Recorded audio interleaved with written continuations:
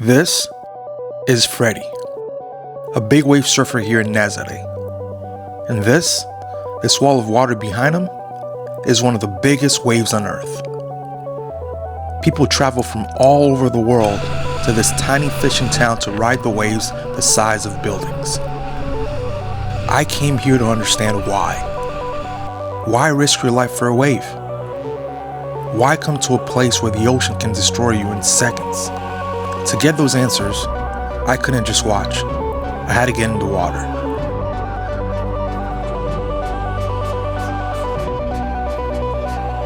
The drive into Nazaré feels peaceful, until the ocean reveals itself. Then you understand why this place is unlike anywhere else. So how long have you guys officially been here for? Actually 8 years. 8 years? Yeah, it's a long process, man. Even to commit to this wave, to get all the equipment, the experience, but we go definitely on other spots and we surf on different spots in the world. We have the biggest waves in the world here, so that's why our focus is of course on Nazaré Portugal. Yeah. Life seems so chill here. Is it always kind of quiet? It seems okay. Yeah, but it can be very, very busy here. Okay. Is Nazaré really different from Lisbon in terms of lifestyle? Totally different. I mean, Lisbon is a big city life, yeah. And here it's like we're in a village actually, So it's we are from a big city too, and it's a totally different lifestyle. Yeah. Coming here. How big would you say, or how many people live in Nazaré? I don't know the exactly numbers. A couple thousand. Okay. When are the big waves here? Actually, no. Now? Okay. It's between October and April. But you don't know what day it's going to come. No, we never know. It could be here and it could be huge now, So I mean, the science of waves is unpredictable. We have different apps. We can really see where the waves building up and they come, but we know it approx always 2-3 weeks before. When you're like, everybody's getting ready. Yeah. Everyone is flying in from Hawaii. Even no, they're flying in. Yeah, people flying in. No, of course. They see the swell. It's a huge swell coming. Everyone is flying in and coming from Brazil, from everywhere in the world. So it's an expensive sport then. It's a very expensive sport. When you go really into it, it's very... Gotcha. Like when you just travel around the world for big waves and to catch the swells that produce the waves, kind of. Yeah. Oh wow! Man, That's what surfers usually use, that they don't get too cold in the water. Interesting. This is pretty sick. So it's neoprene. It's very thick here, so you don't get cold at all. Perfect. There's the bathroom you can change. You need a towel or something? Okay, now I get dressed. Okay. And then we go to the ski. To your body, right? What? Like you have one that's like specifically made for your body. I have a different. Gotcha. Okay. But some surfers go out like that. Gotcha. Because it's so like tight. Yeah. So like I assume when you're jumping up, don't you? You don't jump up. Okay. With the board, you get pulled out of the water with the jet ski. Everywhere.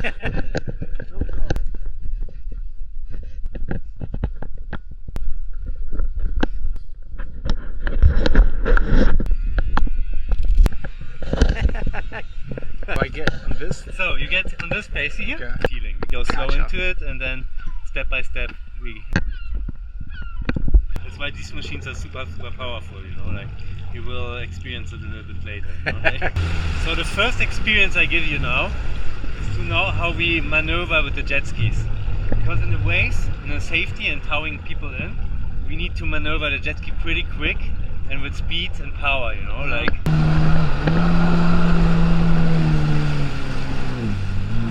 You have an idea? Yeah. That was slow. Okay. That was slower. That was very slow. Okay. Now we go a bit faster, okay? Okay. Hold tight.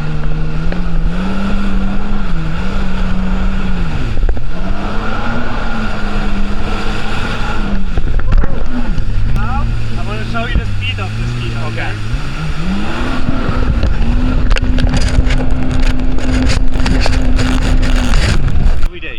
Do you do this every day? Huh? Do you do this every day? I mean, when there's waves. Okay. When we have, for example, there's a swell and a lot of waves coming for 2 weeks, we mostly go every day when there's good waves, Alright, then we go to the lighthouse.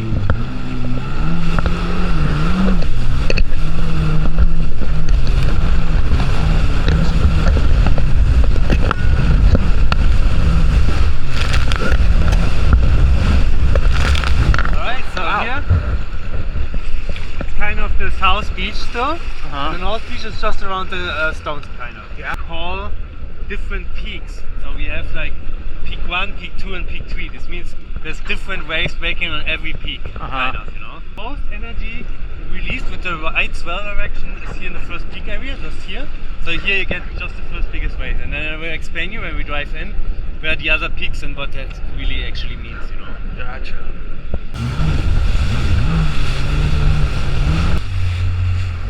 So now we're on the North Beach, you know. That's where all the magic kind of happens. So you have to imagine, like, on this cliff, there's like, when we have really huge waves, there can be like up to 30,000 people standing around. 30,000 people. And Man. watching us. Like, Wow. it's insane, you know, like it's really like an arena here, you know? Yeah. And all the people are watching, and there's one team after another charging into the waves, you know?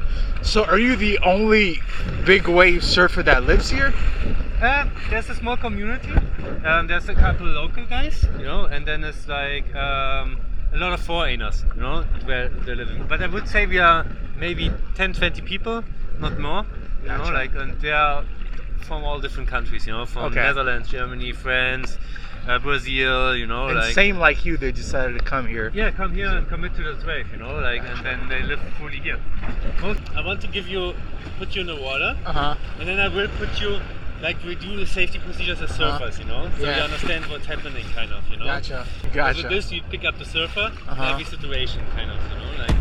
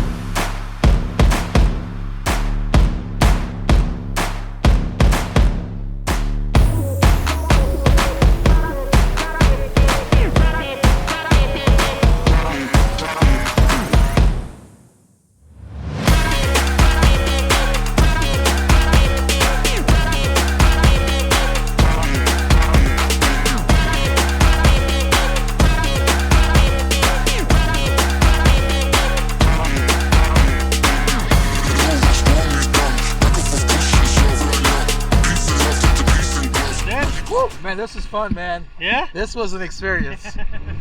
This was an experience. As we headed back toward the harbor, the energy changed. The noise faded. That's when I realized, now is the moment to really talk. I wanted to understand who Freddy is, not just a surfer, why he chose Nazaré, what this ocean means to him, where he finds purpose in all of this. Why choose this path instead of a normal job? That's a very nice question.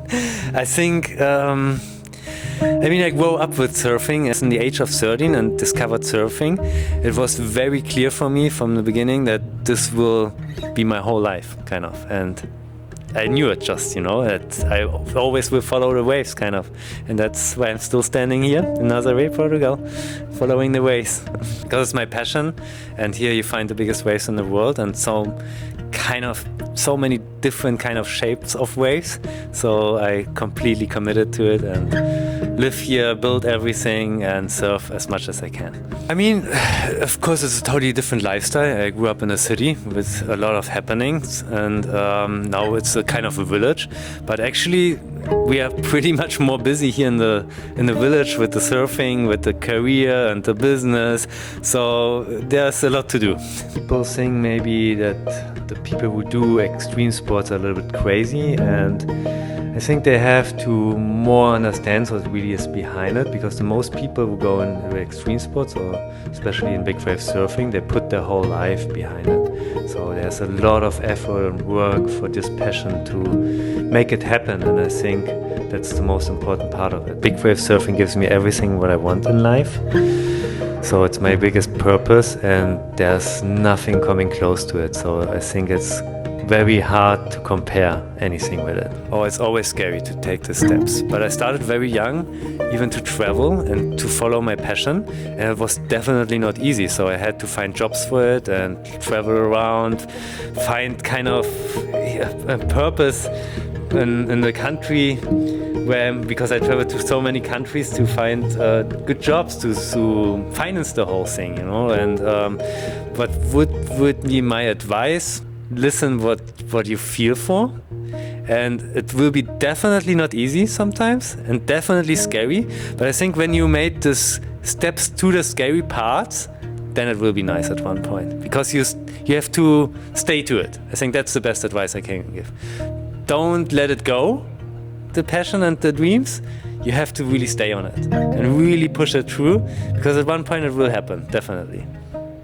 Consistency, yeah. Listening to him, I realized this isn't a sport built on adrenaline. It's built on meaning, on facing yourself, on learning to live with something you can't control. Nazaré is a small, quiet town, the kind of place you could overlook on a map. But the ocean here, it changes people. I'm not a big wave surfer. I'm not chasing a 60-foot monster. But after spending some time with Freddy, I understand why some people do.